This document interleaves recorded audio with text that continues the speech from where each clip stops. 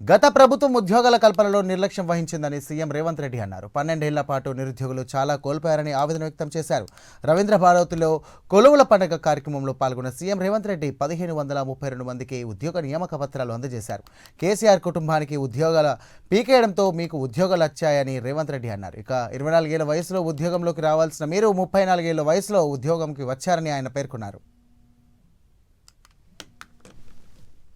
10 సంవత్సరాలు డిఎస్సి నోటిఫికేషన్లు ఇవ్వకపోవడం, ఇచ్చిన పరీక్షలు రాయకపోవడం, పరీక్షలు రాసిన ప్రశ్నపత్రాలు జవాబుపత్రాలు జిరాక్స్ సెంటర్లలో అమ్ముతుంటే వాటన్నిటిని పక్కన పెట్టి టెట్ పరీక్షలు నిర్వహించడమే కాకుండా డిఎస్సి నోటిఫికేషన్ ఇచ్చి 55 రోజులలో మా అధికారులు పరీక్షలు నిర్వహించడం, ఫలితాలను ఇవ్వడము, నియామక పత్రాలను అందజేయడం కూడా 55 రోజుల్లోనే 11,000 పైచిలకు ఉపాధ్యాయులను నియమించిన చరిత్ర తెలంగాణ రాష్ట్రంలో మన ప్రభుత్వానిది, ప్రజాపాలనది.